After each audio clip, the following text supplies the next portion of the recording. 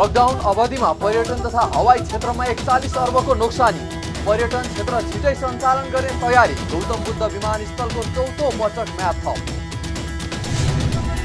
नेपालीहरूको प्रति व्यक्ति आय बढेर $1090 पुग्यो।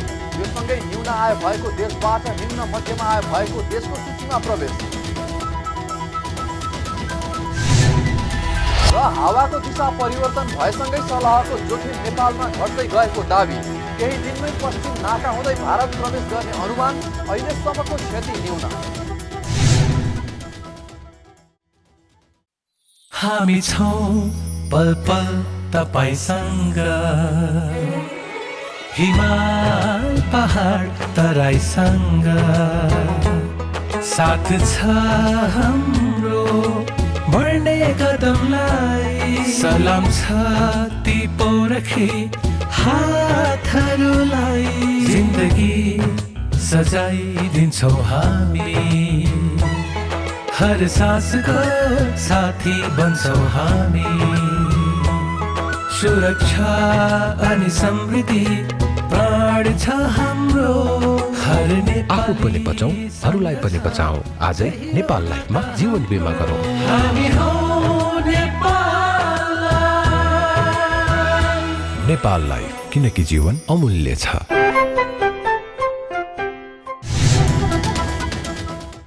नमस्कार, कारोबार समाचारमा स्वागत छ। अब समाचार विस्तारमा। कोरोना महामारीका कारण गरिएको लकडाउन अवधिमा पर्यटन तथा हवाई क्षेत्रमा करिब 41 अर्ब रुपैयाँको नोक्सानी हुने सरकारी तथ्याङ्कले देखाएको छ। संस्कृति पर्यटन तथा नागरिक उड्डयन मन्त्रालयले गरेको अध्ययनले कोरोना महामारीबाट सृजित लकडाउनको अवधिमा पर्यटन तथा हवाई क्षेत्रमा करिब 41 अर्बको नोक्सानी हुने देखाएको हो। बुधबार संस्कृति पर्यटन तथा नागरिक उड्डयन मन्त्री योगेश कुमार भट्टराईको उपस्थितिमा लकडाउनको अवधिमा मन्त्रालयले गरेको प्रमुख कार्यहरू सार्वजनिक गर्दै यस क्षेत्रमा प्रति महिना 10 अर्बको कारोबार मूल्यको प्रत्यक्ष क्षति भएको देखाएको छ। यस हिसाबले चैत्र 11 देखि असार 15 गतेसम्म 34 अर्बको नोक्सानी भएको छ भने साउन 7 गतेसम्म पुग्दा थप 7 अर्ब नोक्सानी बढ्ने देखिएको मन्त्रालयका प्रवक्ता रुद्रसिंह तामाङले जानकारी दिनुभयो।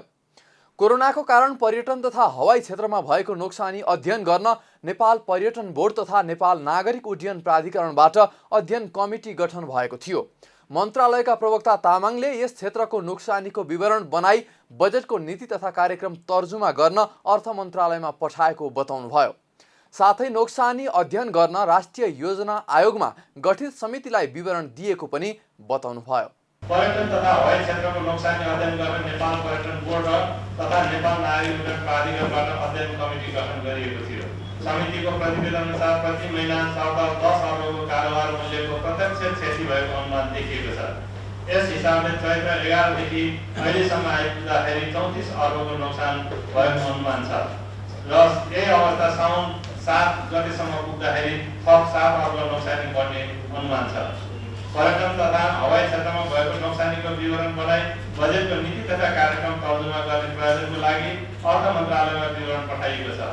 नोक्सान अध्ययन गर्न राष्ट्रिय योजना आयोगमा गठित समितिलाई विवरण उपलब्ध गराइएको छ। सरकारले कोरोना महामारीका कारण पर्यटन क्षेत्र गम्भीर रूपले प्रभावित भएको भन्दै आगामी आर्थिक वर्षको बजेट मार्फत राहत र पुनरुत्थानको कार्यक्रम घोषणा गरिसकेको छ, जसमा पर्यटन क्षेत्रलाई पुनर्कर्जाका लागि 5% ब्याजमा ऋण उपलब्ध गराउने, होटलका लागि भ्याट दाखिला गर्ने समयावधि 4 महिना पुर्याउने, हवाई जहाज पार्किङ शुल्कमा 75% बहाल आयमा छुट र इजाजत तथा नवीकरण दस्तुरमा 50% छुट तथा अन्य विभिन्न शीर्षकमा जरिवाना मिनाहा लगायत उल्लेख छन्। यद्यपि राहत र पुनरुत्थानको कार्यक्रम अपुग भएको व्यवसायीहरूको गुनासो छ। मन्त्रालयका प्रवक्ता तामाङले यस अवधिमा 17 वटा मुलुकहरूबाट 214 उडानबाट 16,672 नेपालीलाई उद्धार गरी नेपाल ल्याएको पनि बताउनु भएको छ। यस्तै नेपालमा अलपत्र परेका विदेशी सहित 12,408 यात्रु विदेश प्रस्थान गरेको बताउनुभयो। उहाँले यस अवधिमा कुल 261 अन्तर्राष्ट्रिय उडान भएकोमा नेपाल वायु सेवा निगमले 98, हिमालयन एयरलाइन्सले 62, बुद्ध एयरले 4 र श्री एयरलाइन्सले 5 गरी नेपाली वायु सेवा निगमहरूले 170 उडान गरेको समेत बताउनुभयो। साथै उद्धार गरिने मुलुकका दूतावासहरू तथा वायुसेवा कम्पनीसँग उडान तालिका र भाडा दरको समन्वय गरिएको छ। यस अवधिमा भएका कुल 261 अन्तर्राष्ट्रिय उडानमा नेपाल वायुसेवा निगमका 98, हिमालयन एयरलाइन्सका 62, बुद्ध एयरका 4, श्री एयरलाइन्सको 6 गरी नेपाली वायुसेवा निगम कम्पनीहरूले 170 वटा उडान गरेका छन्। 47 वटा अन्तर्राष्ट्रिय कार्गो उडानबाट करिब 891 टन कार्गो भित्रिएको छ भने 472 टन कार्गो बाहिरिएको छ। मन्त्रालयको अनुसार हाल नेपालमा पर्यटन तथा हवाई क्षेत्रमा करिब 10 खर्ब रुपैयाँ भन्दा धेरै लगानी रहेको छ, जसबाट 2.5 लाख प्रत्यक्ष र 8 लाख अप्रत्यक्ष रोजगारी सृजना भएको मन्त्रालयको दाबी छ। मन्त्रालयले कोरोनाका कारण धेरै मानिसहरू प्रभावित भएको भन्दै तत्काल 30 दिनका लागि करिब 4000 रोजगारी सृजना गरी लकडाउन अवधि तथा सो पश्चात तत्कालै कार्यान्वयन गर्न सकिने योजना निर्माण भएको समेत जनाएको छ। संस्कृति पर्यटन तथा नागरिक उड्डयन मन्त्री योगेश कुमार भट्टराईले पर्यटन क्षेत्र सञ्चालन गर्ने पूर्व तयारी भएको बताउनु भएको छ। बुधबार मन्त्रालयमा कोरोना महामारीका कारण गरिएको लकडाउनको अवधिमा भए गरेका कामको फेरिस्त सार्वजनिक गर्दै मन्त्री भट्टराईले पर्यटन क्षेत्रलाई छिटै सञ्चालन गर्ने बताउनु भएको हो। उहाँले कोरोना संक्रमण रोकथामका लागि होटल क्षेत्रका लागि स्वास्थ्य सम्बन्धी प्रोटोकलको मापदण्ड जारी गरिसकेको तथा हवाई क्षेत्रको जारी गर्ने तयारी भइरहेको जानकारी दिँदै सहजीकरण गर्दै खोल्ने सरकारको नीति अनुरूप नै अगाडि बढेको बताउनुभयो। उहाँले पर्यटन क्षेत्र खोल्ने विषय अन्य क्षेत्रसँग पनि सरोकार राख्ने भएकाले व्यवसायीसँग छलफल गरेर प्रस्ताव लैजाने तयारी गरेको बताउनुभयो। प्रत्येक पर्यटकीय क्षेत्रहरूले यो कोभिड-19 को सन्दर्भमा केही प्रोटोकलहरू फलो गर्नुस्, तयारी गर्नुस् भनेर हामीले प्रोटोकल अस्ति जारी गर्यौँ र त्यो सबै ठाउँमा सर्कुलेसन भएको छ। 5 स्टार होटलदेखि सबै होटलका साथीहरूले त्यो अनुसार आफूले तयारीमा राख्नु पर्यो। हामीले भनेका छौँ पर्यटन बोर्डले विभागले तपाईँहरूको अनुगमन गर्छ, तपाईँहरू त्यो अनुसार गर्नुहोस्।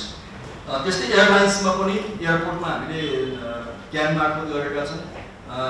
एयरलाइन्सहरूले पनि प्लेनभित्र के गर्ने, यात्रु राख्दा के गर्ने, झर्दा के गर्ने, बसमा कसरी राख्ने, यो सबैको एउटा प्रोटोकल उहाँहरूले पनि बनाउनु भएको छ, त्यो पास भइसकेका छ। हामी पूर्व तयारीमा छौँ। यसको मतलब साथीहरूले खोल्नु पर्यो, एयरलाइन्सको साथीहरूले पनि खोल्नु पर्यो भनिरहेको भएको छ। यो एयरलाइन्स खोल्ने अथवा होटल खोल्ने कुरा चाहिँ सिधै अरू सेक्टरसँग पनि जोडिएको छ। होटल खोल्नु, ट्याक्सी छैन, सार्वजनिक यातायात छैन भने त्यहाँ एयरपोर्टबाट झरेर मान्छे केमा चाहिँ होटलसँग पुग्छ? उसलाई त चाहिने साधन हो।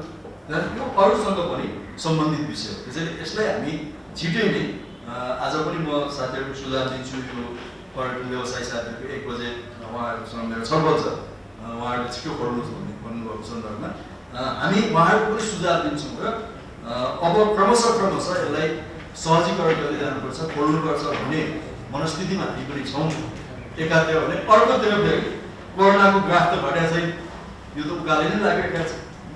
यसले के जोखिम ल्याउला? जस्तो इन्डियामा चाहिँ रेल बन्द गरेर ट्रेड भयो, अरू ठाउँमा कयौँ ठाउँमा त्यस्तो भएको छ। कयौँ ठाउँमा एयरलाइन्सहरू खोलेका थिए, ट्रेड बन्द भएको छ। भनेपछि यसलाई अलिकति हामी डेटामा पनि हेरौँ। अब यो लकडाउन पनि ओभरअल देशभरि भन्दा पर्टिकुलर ठाउँमा अलिकति स्ट्रिक्ट गरौँ, पर्टिकुलर ठाउँमा अलिकति लुज गरौँ, त्यहाँको केस हेर्न गरौँ भन्ने ठाउँमा सरकारको मनस्थिति छ। हामी पर्यटन क्षेत्रका साथीहरूसँग पनि प्रायः सल्लाह लिएर हामी सिसिएमसीमा क्याबिनेटमा यो प्रस्ताव लान्छौँ। मेरो विचारमा हामी छिटै यी क्षेत्रहरू खोज्छौँ। पर्यटन मन्त्री भट्टराईले गौतम बुद्ध अन्तर्राष्ट्रिय विमानस्थलको भौतिक संरचना निर्माणको लागि चौथो पटक म्याद थप गरिएको पनि बताउनु भएको छ। उहाँले यसै वर्षबाट सञ्चालनमा आउनुपर्ने गौतम बुद्ध क्षेत्रीय अन्तर्राष्ट्रिय विमानस्थल लकडाउनका कारण लक्ष्य पछाडि धकेलिएको बताउनुभयो। सन् 2019 को जुन 28 सम्ममा निर्माण सम्पन्न गरी उक्त विमानस्थलबाट पनि उडान भर्ने तयारीका साथ निर्माण भइरहेको भए पनि कोरोना महामारीका कारण सन् 2020 को डिसेम्बरसम्म पुनः म्याद थप भएको छ। पर्यटन मन्त्री भट्टराईले अब कुनै पनि बहानामा निर्माण कार्य ढिलो नहुने भन्दै निर्माण सम्पन्न भएको 3 महिना पूर्व तयारी गरेपछि उडान सुरु गर्ने ठोक्कुवा गर्नुभयो। यदि यो कोभिड-19 को स्थिति नआएको भए हामी गौतम बुद्ध अन्तर्राष्ट्रिय विमानस्थलबाट निर्माण सम्पन्न गरिकन व्यावसायिक उडान नै सुरु गरिसकेका हुन्थ्यौँ। हाम्रो योजना त्यही थियो, किनभने मार्चको 30 मा अन्तिम समय दिएका थियौँ हामीले एयरपोर्ट निर्माणको काम सम्पन्न गर्नको निम्ति, र त्यो सम्पन्न हुनेवालै थियो। त्यो सही ठाउँमै थियो त्यो। तर जब अन्तर्राष्ट्रिय हिसाबमै एयरलाइन्सहरू बन्द भए कतिपय त्यसका टेक्निकल मेम्बरहरू अहिले पनि आउन सकेका छैन। कोही चाहिँ जापानमा छन्, कोही चीनमा छन्, कोही युरोपतिर छन्, अमेरिकातिर छन्।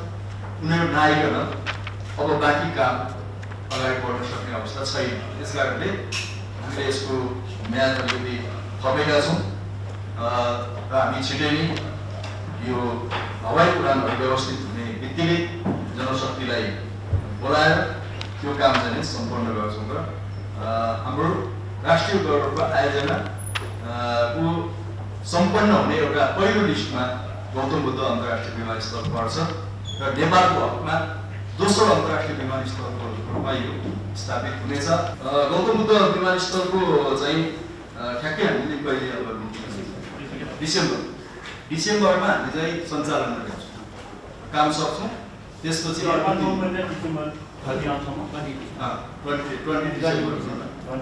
डिसेम्बरमा हामी सक्छौँ। त्यसपछि अर्को 3 महिना जति त्यसको सञ्चालन पूर्व तयारी गर्नुपर्छ। डिसेम्बर भनेपछि त्यसको अर्को 3 महिनापछि हामीले सञ्चालनमा ल्याउँछौँ। भैर हवाईस्थित निर्माणाधीन गौतम बुद्ध अन्तर्राष्ट्रिय विमानस्थलको काम 91% सम्पन्न भइसकेको छ। निर्माणको मुख्य ठेक्का पाएको चिनिया company North West Civil Construction Group Limited चाइनाले लकडाउन अवधिमा मात्र 3% भन्दा धेरै काम सम्पन्न गरेको छ। नेपालीहरूको प्रति व्यक्ति आयमा वृद्धि भएको छ। विश्व बैंकले सार्वजनिक गरेको अध्ययन प्रतिवेदन अनुसार नेपालीहरूको प्रति व्यक्ति आय गत वर्षको तुलनामा $130 बढेर $1090 पुगेको छ। गत वर्ष नेपालीहरूको प्रति व्यक्ति आय $960 थियो। सन् 2020 को जुलाई 1 तारिकसम्मको तथ्याङ्क अनुसार नेपालीहरूको प्रति व्यक्ति आयमा वृद्धि भएको प्रतिवेदनले देखाएको छ। यो सँगै नेपाल न्यून आय भएको देशबाट निम्न मध्यम आय भएको देशको सूचीमा प्रवेश गरेको छ। प्रति व्यक्ति आयमा देखिएको सुधारले नेपाल आफ्नो लक्ष्यतर्फ उन्मुख भएको देखिन्छ। नेपालले सन् 2030 भित्र आफूलाई मध्यम आय भएको देशको सूचीमा पुर्याउने लक्ष्य लिएको छ। विश्वका सबै देशहरूको प्रति व्यक्ति आयका आधारमा विश्व बैंकले वर्गीकरण गर्दै आएको छ। नेपाल निम्न आयबाट निम्न मध्यम आय भएको देशमा उक्लिए पनि दक्षिण एसियाकै अर्को देश श्रीलङ्कामा भने प्रति व्यक्ति आय घटेर उच्च मध्यम आयबाट निम्न मध्यम आय भएको देशको सूचीमा झरेको छ। सुडान र अल्जेरियाले पनि उच्च मध्यम आयको आफ्नो हैसियत गुमाएका छन्। नेपालसँगै तान्जानिया, रोमानिया, नारुरू, मोरिसस, इन्डोनेसिया र बेनिनले प्रति व्यक्ति आय बढाउँदै सूचीमा माथि उक्लिन सफल भएका छन्। कृषि बालीमा क्षति पुर्याउने सलहकिराको जोखिम नेपालमा न्यून हुँदै गएको छ। शुक्रबारबाट देशैभरि मनसुन सुरु हुनुका साथै हावाको दिशा परिवर्तन भएकोले सलहकिराको जोखिम नेपालमा न्यून हुँदै गएको हो। शुक्रबार प्रतिनिधि सभाको कृषि सहकारी तथा प्राकृतिक स्रोत समितिमा बोल्दै प्लान्ट क्वारेन्टिन तथा विषादी व्यवस्थापन केन्द्रका प्रमुख सहदेव प्रसाद हुमागाईले हावाको दिशा परिवर्तन भएर पूर्वबाट पश्चिमतिर अगाडि बढिरहेको भन्दै अबको केही दिनमा सलह नेपालको पश्चिम नाका हुँदै भारत प्रवेश गर्ने अनुमान रहेको बताउनुभयो। उहाँले हावाको गतिमा नाटकीय ढङ्गले परिवर्तन नआए नेपालमा सलहको सङ्कट तत्कालका लागि हट्ने बताउनुभयो। आजबाट फेरि हाम्रो मनसुन चाहिँ सक्रिय भएको छ र हाम्रो यो पूर्वबाट पश्चिमतिर लागेको छ हावाको अगाडि बढिरहेको हुनाले अबको केही दिनमा यो चाहिँ नेपालको पश्चिमी नाका हुँदै भारतको यो प्रवेश गर्छ भन्ने हाम्रो आकलन छ। भारतमा अहिले पनि यी किराहरू धेरै ठुलो सङ्ख्यामा भारतको दिल्लीबाट चाहिँ यो मध्य प्रदेशतिर अगाडि बढिरहेको अवस्था छ। अब यो किरा चाहिँ त्यहीबाट नेपालको आउने भएको हुनाले हिजो मात्रको तथ्याङ्क हामीले के पाएका थियौँ भने हिजो चाहिँ भारतको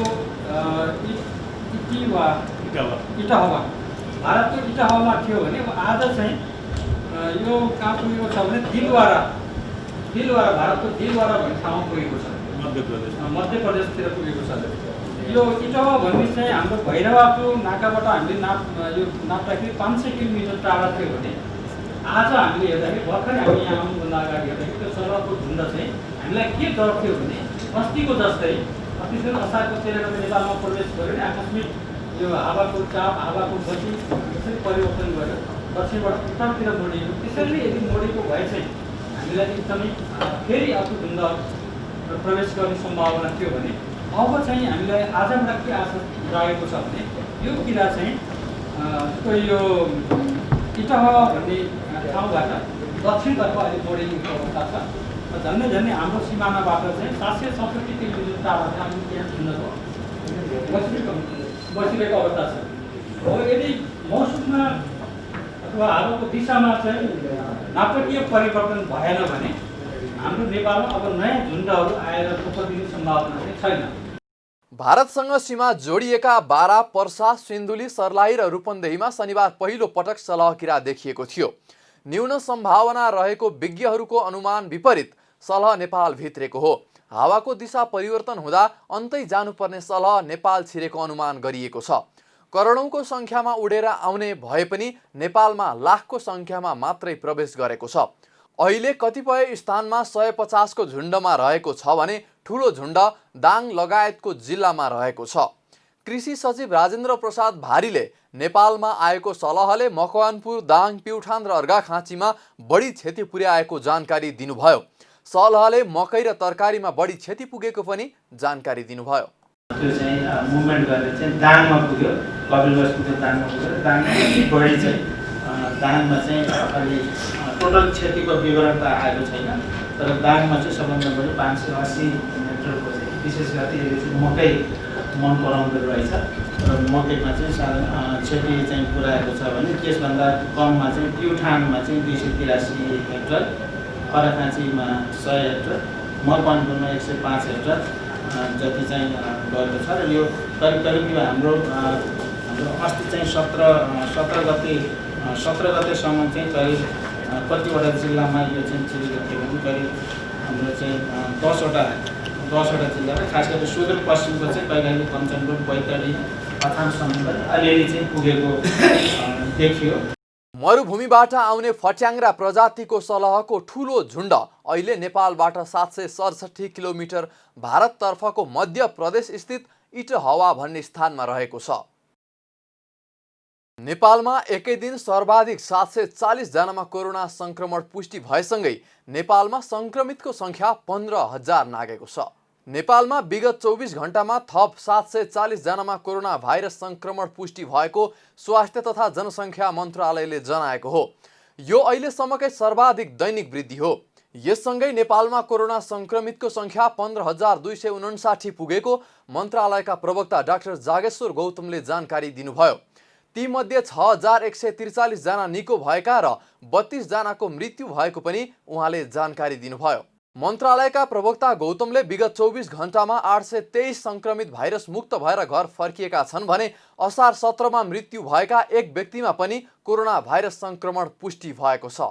4,483 मध्ये 740 जना पोजिटिभ देखिएको छ। गत 24 घण्टामा डिस्चार्ज हुनेहरूमा जम्मा 823 जना हुनुहुन्छ।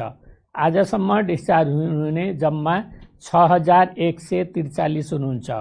आज एउटा दुःखद खबर छ हामीसँग। काठमाडौँ, नयाँ बानेश्वर बस्ने उच्च रक्तचाप र पार्किन्सन्सको समस्या भएका 85 वर्षीय पुरुष काठमाडौँको एक निजी अस्पतालमा छाती दुखेको र पिसाब कम भएको समस्याका कारण अस्पताल पुग्नु भएको, अस्पतालको आइसियुमा आइसोलेसनमा राखी उपचार भएको र उपचारकै क्रममा मिति 2077 असार 17 गते राति 11 बजे मृत्यु भएको र उहाँमा कोरोना पोजिटिभ देखिएको थियो र यसरी मृत्यु हुनेको संख्या 32 पुगेको छ। हालसम्म प्रदेश नम्बर 5, प्रदेश नम्बर 2 र सुदूरपश्चिम प्रदेशमा कोरोना संक्रमण भएका व्यक्तिको संख्या सर्वाधिक रहेको छ। कारोबार समाचारमा अब सुन, चाँदी र तरकारीको थोक मूल्य तथा विदेशी विनिमय दर सम्बन्धी जानकारी।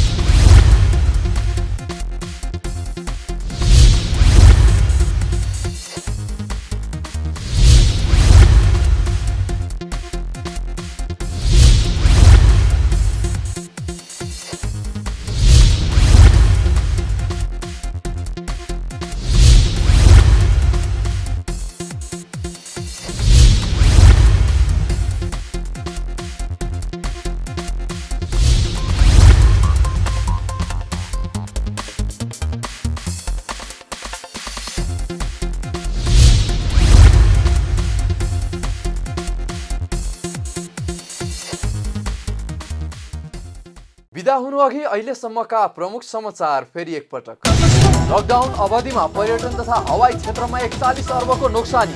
पर्यटन क्षेत्र छिटै सञ्चालन गर्ने तयारी। गौतम बुद्ध विमानस्थलको चौथो पटक म्याप थप।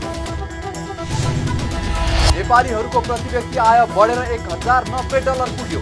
यो सँगै न्यून आय भएको देशबाट निम्न मध्यम आय भएको देशको सूचीमा प्रवेश। र हावाको दिशा परिवर्तन भएसँगै सलहको जोखिम नेपालमा घट्दै गएको दावी। केही दिनमै पश्चिम नाका हुँदै भारत प्रवेश गर्ने अनुमान। अहिलेसम्मको क्षति न्यून।